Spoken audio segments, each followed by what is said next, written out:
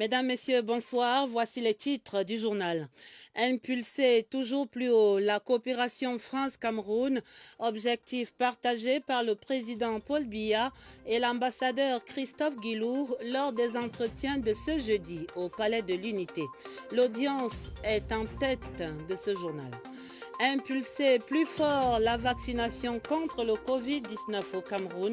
La campagne piétine avec moins de 100 000 personnes vaccinées depuis le mois de lancement en avril. Les raisons de cette tiédeur et les solutions possibles dans ce journal. Et puis, impulsion donnée enfin à l'équipe du Cameroun au 17e tour cycliste international. Clovis Kamzon Abosolo est maillot jaune ce jeudi au terme de l'étape cruciale Douala-Kribi. Nous irons vivre la fin de ce signe indien en page des sports vers la fin du journal. Voilà pour les titres. Développement après ce message.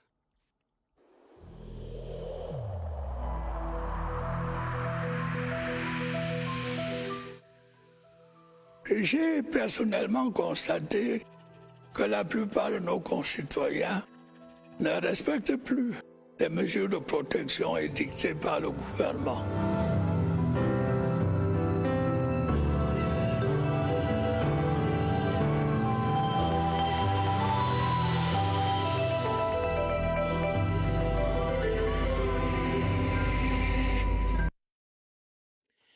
France-Cameroun, le renforcement et l'intensification du partenariat stratégique entre les deux pays évoqués ce jeudi au Palais de l'Unité au cours de l'audience accordée par le chef de l'État à l'ambassadeur de France, son Excellence Paul Biya et son hôte, son Excellence Christophe Guilloux, se retrouvent quelques 2 semaines après le sommet de Paris sur le financement des économies africaines, un sommet auquel le Cameroun était convié par le président français Emmanuel Macron. Diverses questions donc au menu des échanges de ce jour qui vont de la coopération bilatérale à l'actualité nationale et régionale. Reportage au Palais de l'Unité. Yves-Marc Modzo. Une diplomatie camerounaise au service du rayonnement du pays et de son émergence. Une diplomatie camerounaise dont les principaux leviers sont activés par le président de la République en personne. C'est le sens à donner à l'intense activité diplomatique observée ces dernières semaines au palais présidentiel. 3 mois et demi se sont écoulés depuis le dernier passage de son Excellence Christophe Guilloux au palais de l'Unité. Et après leur dernière rencontre en date du 22 février 2021, l'ambassadeur de la République française en République du Cameroun est de retour au palais présidentiel pour une nouvelle audience avec le chef de l'État. Son Excellence, M. Christophe Guilloux, ambassadeur de France au Cameroun. Monsieur le Président. Les entretiens de ce 3 juin 2021 entre le président Biya et le diplomate français vont s'étaler sur près d'1h30. 1h30 à évoquer les questions de politique intérieure et d'ordre bilatéral. 1h30 à solliciter l'ingénierie diplomatique du président camerounais sur divers sujets d'intérêt régional. Nous avons passé en revue la situation internationale, les dernières initiatives prises par le président Emmanuel Macron en faveur du développement des économies africaines, dont celle du Cameroun. Il a réuni un sommet il y a quelques jours et je suis venu lui présenter les grandes conclusions, même si le pays était représenté par son ministre des Finances, M. Motazé. Nous avons également évoqué la situation régionale. Et puis enfin nous avons parlé de la situation ici au Cameroun et les relations d'amitié, la coopération ancienne et profonde entre nos deux pays, la France et le Cameroun. Quoi de plus normal que l'hôte du président Biya en sorte, comme à l'accoutumée, satisfait de ses entretiens avec le numéro 1 camerounais. Je suis toujours très content des échanges de vues et des analyses que nous partageons avec le président de la République, M. Biya. C'est donc naturellement habité par le sentiment d'avoir permis à la France et au Cameroun de franchir un pas supplémentaire dans la relation confiante qui existe entre les deux pays que le diplomate français va quitter le palais de l'Unité. À présent, le point de la campagne nationale de vaccination en cours contre le Covid-19 à travers les 10 régions. L'opération lancée le 12 avril affiche, on va dire, seulement 63 000 personnes vaccinées au compteur de ce 3 juin 2021, très loin en deçà des 800 000 personnes projetées pour cette première phase. Un gap abyssal donc de plus de 700 000 vaccins en attente de candidats. Pourquoi la vaccination anti-Covid-19 ne décolle-t-elle pas? Tentative de réponse, c'est dans cette enquête de Martine Noël Ndengue. La vaccination contre le Covid-19 gagne peu à peu le corps social camerounais, même si c'est à dose mesurée. Nous espérions vacciner pour cette première phase de vaccination environ 800 000 personnes et actuellement nous sommes seulement à 63 000 personnes. Les cibles potentielles traînent le pas pour des raisons diverses, mais rien n'est encore perdu. On ne peut même pas me faire vacciner parce que tu ne sais pas ce qu'on va t'injecter. Je suis même prêt à me faire vacciner. Là où il est disponible, je ne sais même pas déjà, je ne suis pas au courant. Le renforcement de la communication autour de cette campagne de vaccination est plus que nécessaire et le Cameroun a des partenaires de poids. Le Cameroun bénéficie également des orientations d'ordre stratégique qui viennent de notre siège au niveau du bureau régional de Brazzaville, mais également du siège à Genève. Et par exemple, aujourd'hui, il est question de faire le plaidoyer d'obtenir 20 millions de doses dans les 6 semaines qui viennent dans la région africaine pour permettre aux personnes qui ont reçu la première dose de vaccin d'obtenir la deuxième.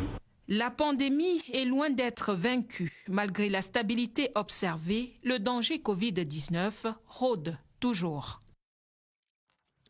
Et il faut dire que même l'ouverture de la sélection, ouverte donc et engagée au-delà même des professionnels de la santé publique, jusqu'aux personnes vulnérables et celles âgées de plus de 18 ans, ces encouragements n'ont guère réussi à impulser cette campagne contre le coronavirus. Il faudrait peut-être donc associer des outils de marketing et de communication sociale à cette opération. Ce sont là des idées émises par des experts rencontrés ce jeudi à Yaoundé par notre reporter Oswald Modon. Leur diagnostic est sans équivoque. De l'avis des experts en communication et en marketing, les chiffres de la vaccination contre le Covid-19 qui ne décollent pas au Cameroun sont l'œuvre d'agents pathogènes clairement identifiés. Nous sommes dans une sorte de défiance, nous sommes dans ce que nous appelons du discouraging marketing, du dismarketing. C'est-à-dire qu'il est mis en place une opération de découragement du produit. Une partie des Camerounais sont réticents à la vaccination. A-t-on cherché à savoir pourquoi ces Camerounais sont réticents à la vaccination? Je ne le pense pas. C'est un problème technique qui n'a pas été abordé comme tel. Mais le mal est encore guérissable, pour peu que la bonne ordonnance soit appliquée, et ce, par des techniciens. Il ne s'agit pas de communication institutionnelle, il ne s'agit pas de propagande politique, il s'agit du déploiement d'une stratégie de marketing social. Il faut faire des actions push, c'est-à-dire des actions qui amènent la vaccination vers ces populations-là. Le plus important, c'est qu'on rapproche les vaccins des Camerounais en passant par des gens qui inspirent confiance. Les personnalités religieuses, ça peut être les autorités traditionnelles, ça peut être simplement les élus. Combattre avec les mêmes armes qui font de la désinformation est aussi un impératif. Vous avez vu que le gouvernement travaille plus avec les médias classiques. Pendant ce temps, la rumeur enfle et les difficultés gonflent dans les médias sociaux. Et les experts sont d'avis que le mal peut encore être guéri. Il faut pour cela revoir les stratégies et c'est maintenant qu'il faut le faire. La suite du journal est la concertation permanente entre le gouvernement camerounais et les responsables de l'Union européenne. Il s'agit de la première session ordinaire annuelle du dialogue politique structuré entre le Cameroun et l'Union européenne qui se tenait ce jeudi sur la table de ces responsables des défis sécuritaires et environnementaux dans le bassin du lac Tchad et dans le golfe de Guinée, mais aussi les perspectives de l'accord post-Cotonou. Séverin Alégambélé fait le point de ses travaux. Entre la première session ordinaire du dialogue politique structuré tenue ce jeudi et la session spéciale du 26 janvier consacrée à l'initiative du G20 pour la réduction de la dette, les axes prioritaires de l'initiative Team Europe bien de l'eau a coulé sous les ponts. En Afrique centrale, dans le golfe de Guinée, les données ont changé au plan politique. On assiste à l'exacerbation de l'extrémisme violent en parole et par action. Je voudrais simplement souligner l'importance du rôle de la société civile dans la consolidation de l'état de droit et de la protection des droits humains. De même est-il important, je pense, de donner une voix et un espace à l'opposition politique et de lui permettre de se réunir, de s'exprimer dans les limites de la loi.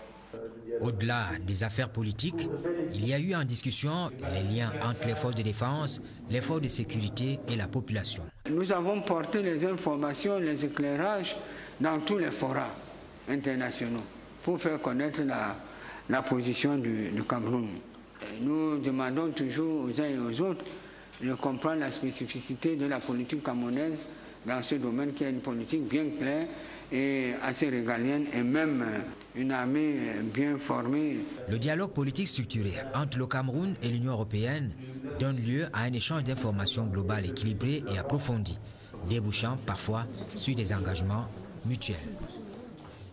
Et voici de l'eau bien nécessaire apportée au processus de décentralisation en cours. Le chef de l'État, on se souvient, avait décidé d'atténuer le choc du Covid-19 dans 374 communes et communautés urbaines. Son Excellence Paul Biya instruit ainsi l'allègement de la dette sociale de ces collectivités territoriales décentralisées avec des facilités de paiement qui vont jusqu'à 80% pour les régions du nord-ouest et du sud-ouest déclarées zones économiquement sinistrées. Le facilitateur de cette opération est désormais connu.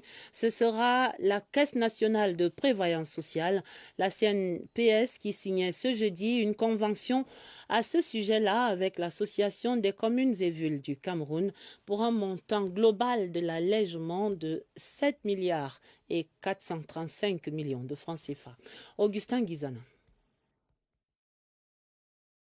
Au jour le jour, le statut spécial des régions du Nord-Ouest et du Sud-Ouest se confirme.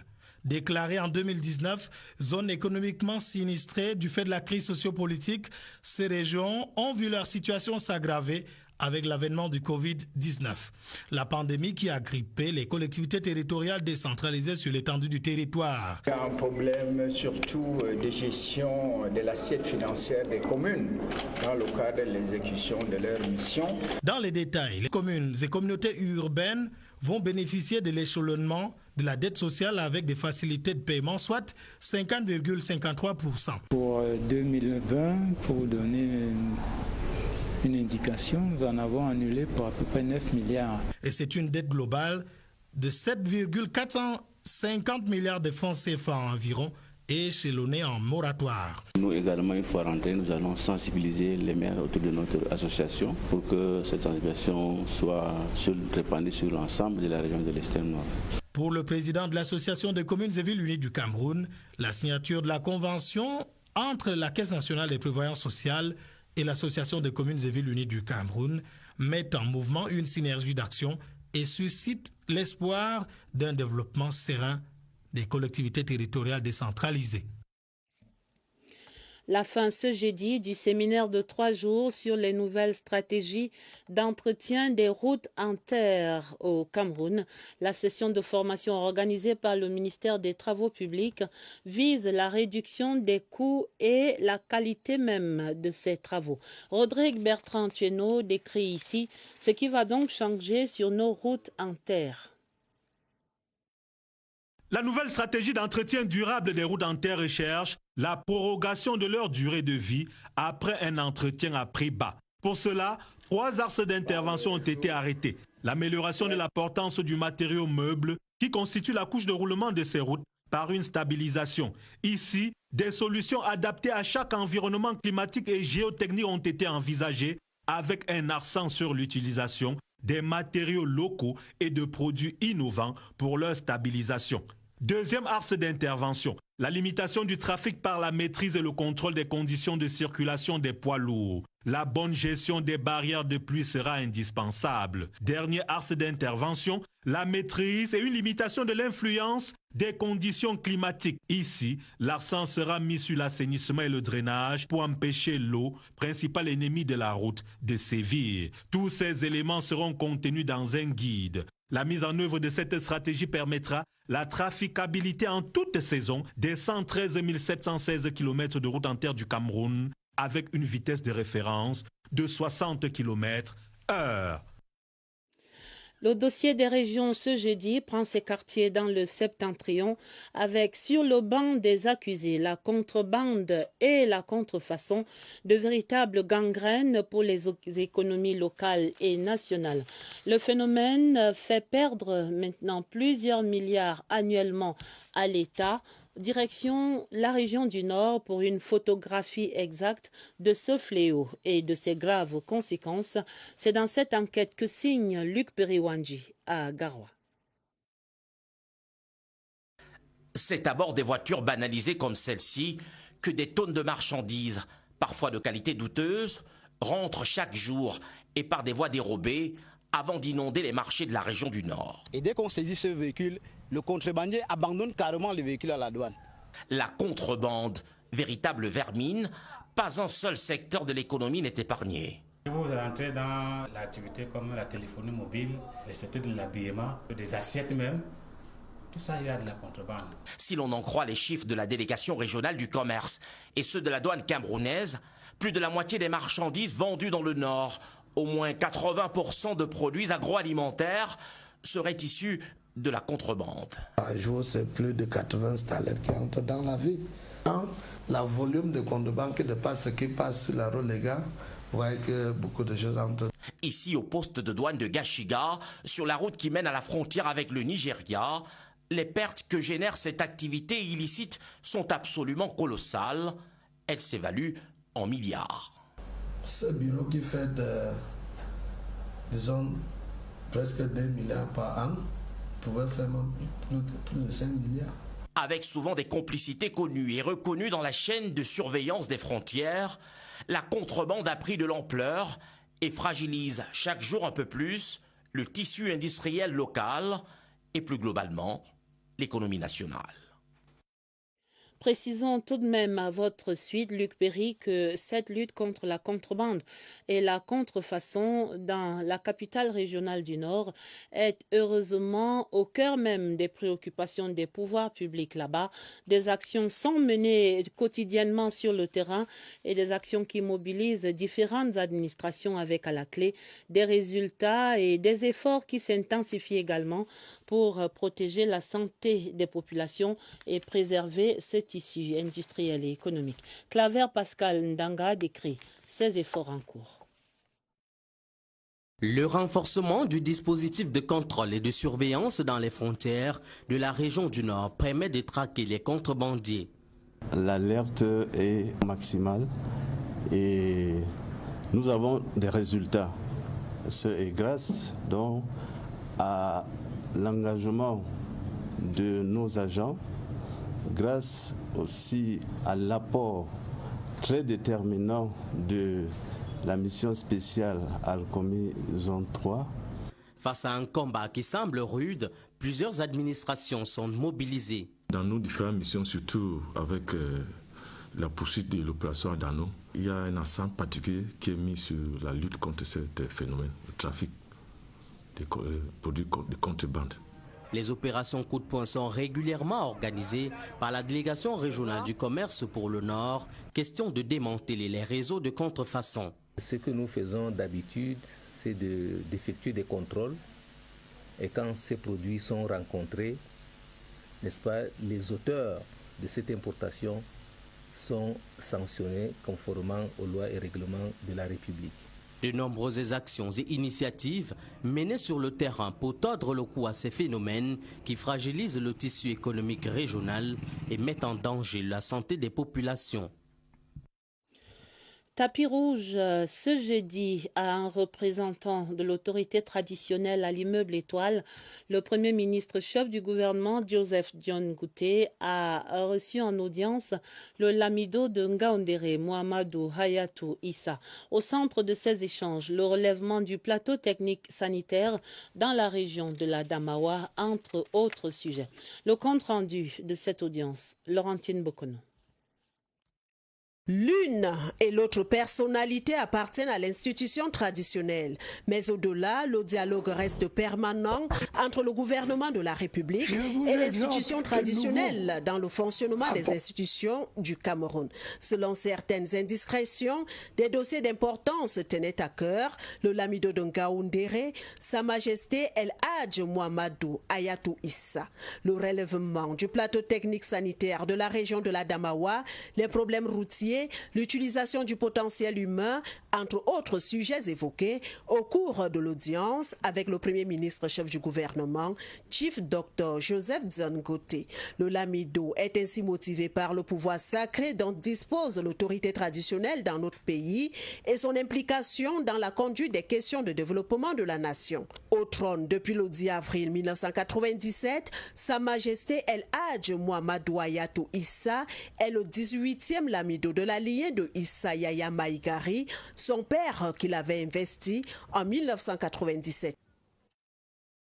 Bientôt 50 ans pour le Centre national de réhabilitation des personnes handicapées Paul-Émile Léger. Ici à Yaoundé, les préparatifs de la célébration qui se déroule du 14 au 19 juin étaient lancés ce jeudi au cours d'une conférence de presse donnée par le directeur général de cette institution.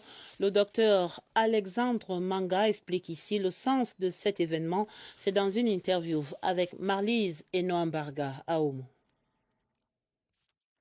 À l'occasion de la Journée internationale des personnes handicapées, dont le thème a déjà été retenu, que tous les handicaps ne sont pas visibles. C'est un lancement, ça ira jusqu'au 3 décembre, cette campagne-là. Et nous avons des émissions à enregistrer, à proposer à travers les médias, des témoignages des staffs pour sensibiliser concernant la prévention de la survenue du handicap. Parlons à présent de la lutte contre l'insécurité à travers le continent africain.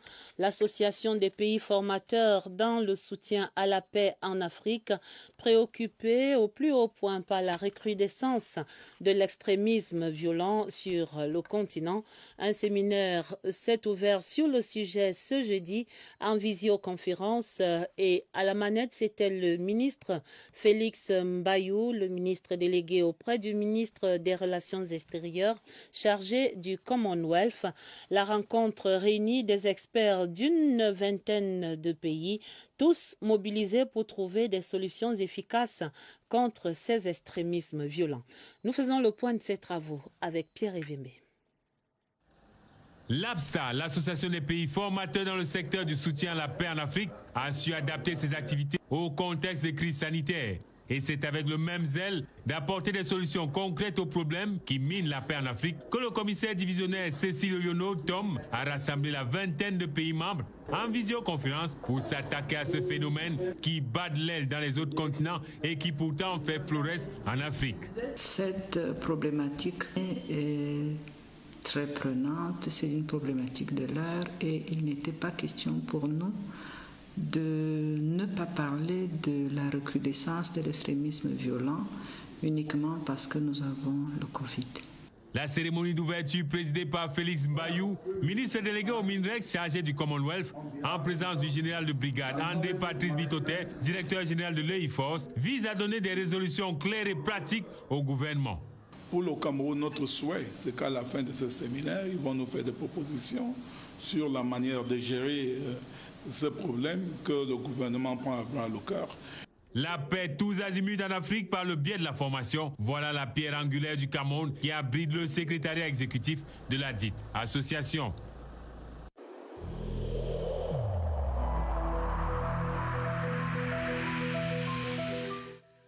Je vous exhorte de nouveau à porter vos masques, à vous laver régulièrement les mains et à faire appel à un médecin ou à tout autre personnel de santé au cas où des symptômes apparaissent.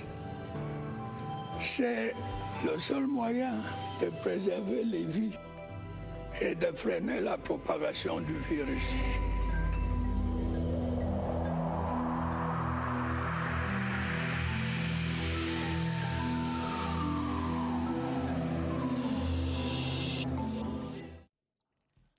Et la suite du point du jour sur la campagne de vaccination en cours contre le coronavirus. Nous allons prendre des nouvelles de cette campagne comme elle va à l'hôpital de district de Kribi. On nous annonce que là-bas, on compte plus de 500 vaccins inoculés aux populations et 24 seulement au personnel médical. Le point de ces évolutions, c'est avec Évariste Yenga et son invité en marge du Tour cycliste international du Cameroun à l'étape de Kribi. Bravo Évariste pour ce tour que vous mettez à profit doublement. Bonsoir à votre invité aussi. Bonsoir Adèle. Le Tour cycliste international du Cameroun marque un arrêt près de l'océan Atlantique, c'est à Kribi. Et l'hôpital régional, l'hôpital de district de cette ville nous ouvre ses portes. Nous recevons ce soir le docteur Bisset Albert. Il est le directeur de cet hôpital. Avec lui, nous faisons le point de la vaccination contre le coronavirus. Docteur, bonsoir. Bonsoir, monsieur Yenga. Merci de l'invitation acceptée. Kribi n'a pas été répertorié comme une aire de santé où le coronavirus a eu fort impact seulement. Il y a quand même eu la présence du virus. Maintenant, on parle de vaccination. Où en est-on ces jours-ci? Alors, merci M. Yenga. Il faut d'abord noter que le lancement de la vaccination anti-Covid a été fait ici, à l'hôpital de district de Kribi, le 16 avril 2021, par le préfet de l'Océan. Alors, actuellement, la vaccination se passe normalement. Et au départ, elle était vraiment importante. C'est vrai que la courbe a un peu baissé 2 semaines après. Mais je pense qu'on est un peu stable et ça se passe normalement. Est-ce qu'on peut avoir une idée du nombre de personnels de santé vaccinés ou des personnes des communautés, d'autres citoyens? Oui, à ce jour, nous avons 306 personnes de communauté qui ont pris la première dose. Et sur les 306, 201 personnes ont pris la deuxième dose. Pour le personnel de santé, nous avons 24 personnels de santé qui ont pris la première dose et sur les 24, 16 seulement ont pris la deuxième dose. D'accord. Merci à vous, docteur Albert Bisset, d'avoir répondu à nos questions. Plus de 500 personnes vaccinées déjà, personnes des communautés, première et deuxième dose confondues. Et pour le personnel médical, c'est moins d'une centaine quand même. On peut conclure tous ensemble que la vaccination, elle est d'un grand intérêt pour les citoyens du Kribi. À vous le plateau. Et encore bravo. Les réfugiés camerounaises du camp d'Agoja, c'est dans l'état du Cross River au Nigeria, viennent de bénéficier des enseignements et des kits pour une hygiène corporelle appropriée. L'initiative est de l'association dénommée International Menstrual Hygiene Coalition en collaboration avec le ministère camerounais de la promotion de la femme et de la famille. Michel Renaud-Hanja pour d'autres précisions. Donner des outils aux chercheurs dans le montage des projets est d'une grande importance. Cas pratique, ce séminaire, organisé par l'Union européenne au ministère de la Recherche scientifique et de l'Innovation. Les formateurs ont mis particulièrement un accent sur comment enregistrer et maintenir la page de nos différents instituts sur la plateforme de l'Union européenne, de manière à pouvoir avoir une structure beaucoup plus compétitive. Au cours des échanges avec les chercheurs, le docteur Madeleine Chuente, chef de ce département ministériel, a salué pour l'occasion le projet de recrutement de 150 chercheurs, opération pilotée conjointement par le ministère de la fonction publique et celui de la recherche scientifique. Ça fait presque 5 ans que le chef de l'État nous a donné l'autorisation de recruter 1000 chercheurs. Et je profite de cette occasion pour lui dire un très grand merci, parce que comme vous pouvez le constater, des jeunes Camerounais sont de plus en plus intéressés par la recherche. Le docteur Madeleine Chuente a pour l'occasion effectué une visite au sein de la commission de collecte des dossiers de candidature avec comme date limite de dépôt le 18 juin prochain. C'était bien Michel Renaud-Hanja, mais sur cet atelier de 6 jours qui s'adresse aux chercheurs porteurs des projets financés par l'Union européenne et à travers le ministère camerounais de la recherche scientifique et de l'innovation.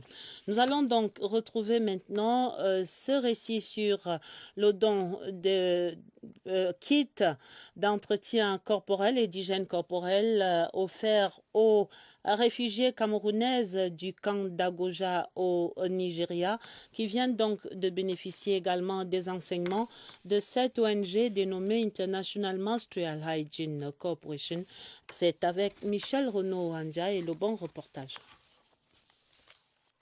Des déplacés d'Agoja dans l'état de Cross River au Nigeria a pris de nombreuses femmes déplacées d'origine camerounaise. L'hygiène menstruelle et le suivi de la santé reproductive chez ces femmes est un véritable problème de santé.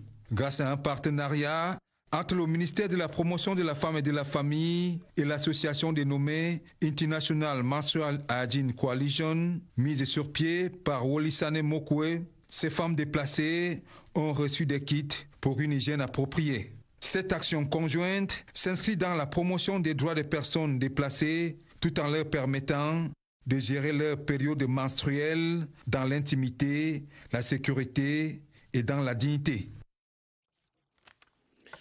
Les arts et la culture au service du développement au Cameroun, le sujet est passé au crible de la représentation nationale, une session de 2 jours d'échange organisée entre la Commission des affaires culturelles, sociales et familiales de l'Assemblée nationale et des organes dirigeants au ministère des Arts et de la Culture.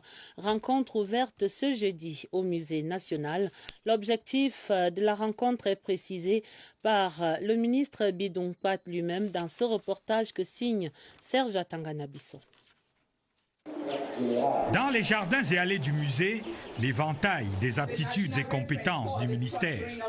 Et dans la salle des pas perdus, le constat d'une tragédie, dégâts collatéraux Covid-19. Annulation d'événements culturels, de suspension de contrats professionnels, les fermetures provisoires des salles de spectacle et la pandémie perdue.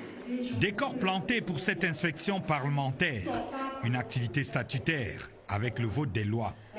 Les arts et la culture de par le monde, c'est 50% des métiers émergents. Réalité renforcée par le drame Covid-19. Ici aussi, quelques idées à présenter durant les 2 prochains jours. L'amélioration de la compétitivité des entreprises culturelles et de leurs produits de développement de l'innovation dans les chaînes de valeur de filières. Le développement des nouveaux marchés sont les interpellations constantes. Les arts et la culture ne sont plus des œuvres sociales, mais désormais des biens et services. Les nouvelles missions se résument en 2 chiffres. Viabiliser 70 sites touristiques et attirer 3,5 millions de touristes, au moins d'ici 2030. On est avec ceux qui votent les crédits pour 2 jours. Il est permis de rêver, voir le budget dépasser la barre des 4 milliards l'an. Infranchissable depuis 8 ans. Le salon du mobilier Made in Cameroun, lui, se prépare et il sera sponsorisé par la Grande-Bretagne. L'événement met en valeur les produits fabriqués à partir des bois d'origine légale et il aura lieu du 29 juin au 6 juillet à Yaoundé. Le commissaire de Grande-Bretagne au Cameroun est allé donner les assurances du soutien de son pays ce jeudi au ministre des Petites et Moyennes Entreprises. Sur ce sujet et sur d'autres encore, je vous propose d'entendre le haut-commissaire, son Excellence Christian Denis McClure.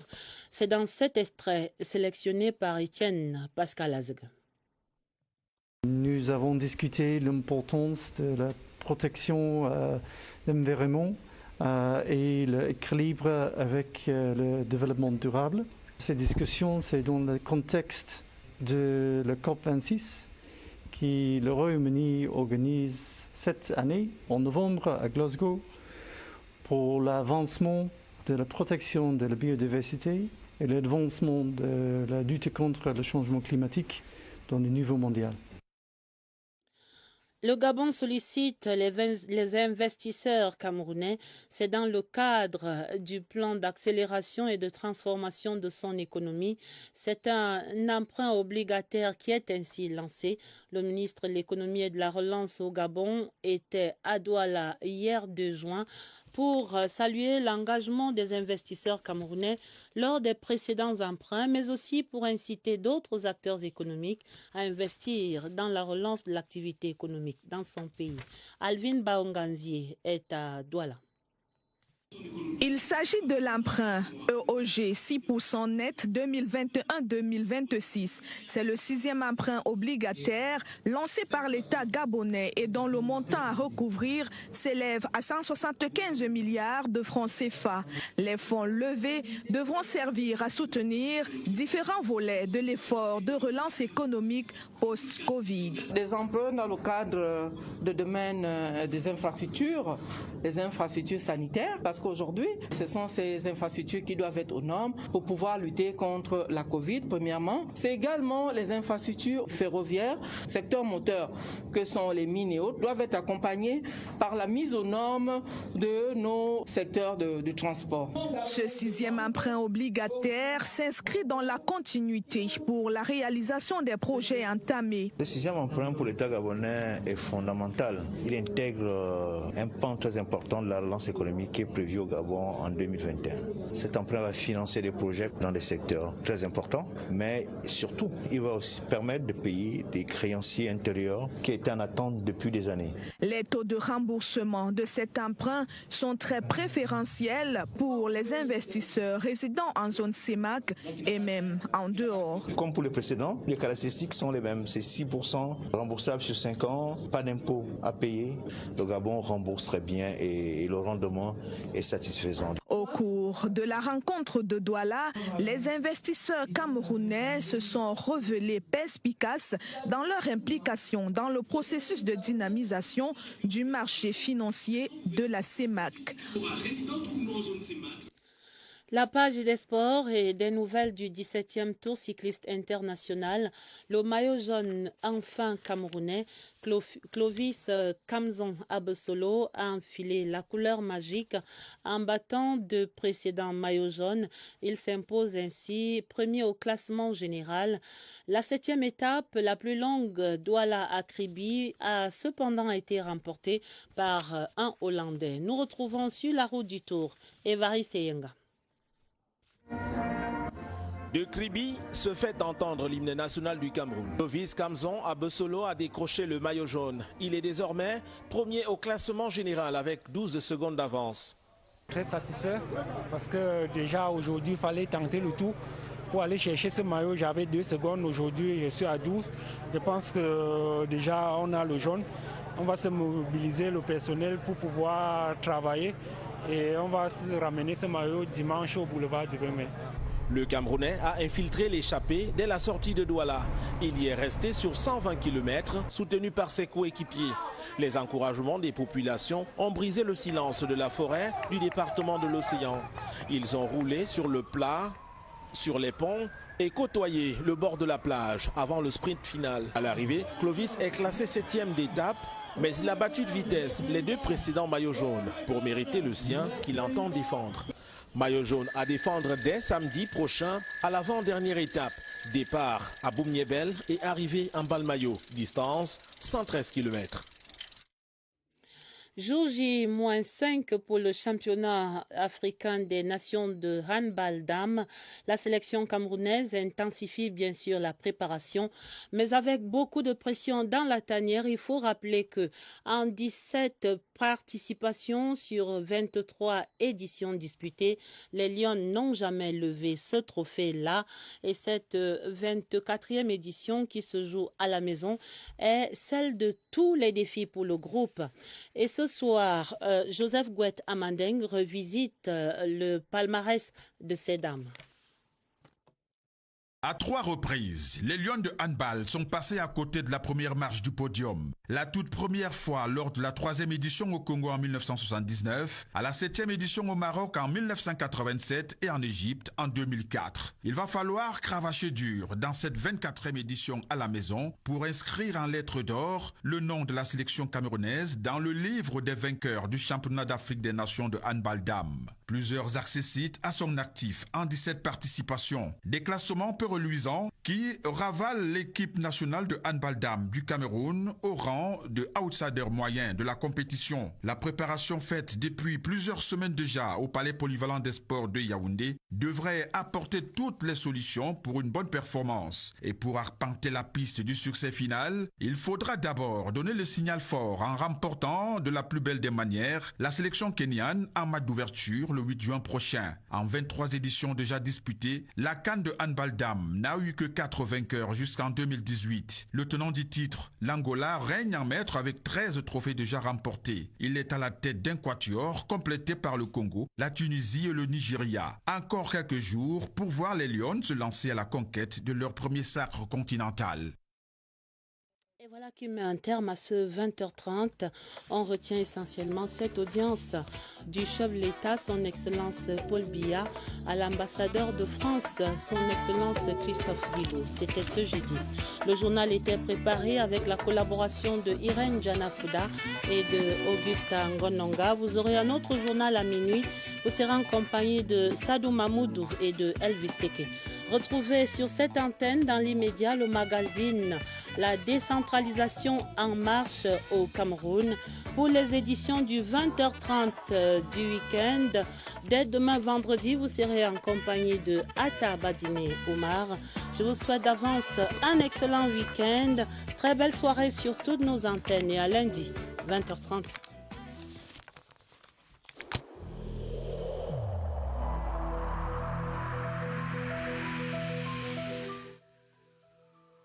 Malgré nos efforts, le Covid-19 a endeuillé de nombreuses familles et provoqué de graves difficultés dans le fonctionnement de notre économie et de notre société.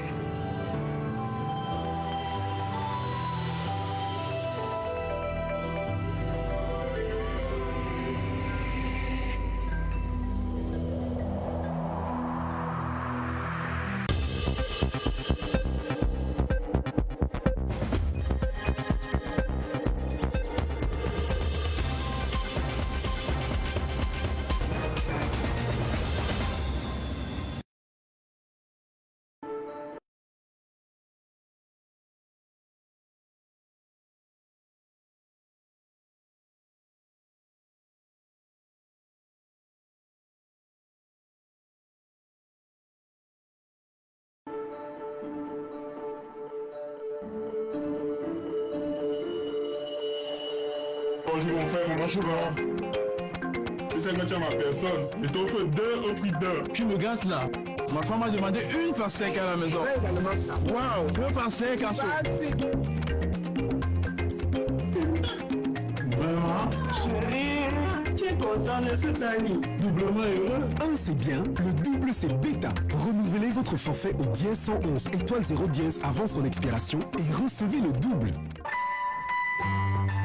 Orange. Vous vous demandez tous quel est le secret de la vie. Le secret, c'est de n'en garder aucun. Il suffit de partager. Partagez vos passions. Partagez tout votre savoir. Avec vos nouvelles rencontres. Avec ceux que vous aimez le plus. Transmettez ce qui a changé votre vie. Montrez à tout le monde qu'à travers la persévérance, la bienveillance et l'amour des choses bien faites, nous serons tous heureux et comblés. Parce que le secret de la vie est qu'il n'y a nul bonheur sans la transmission des valeurs.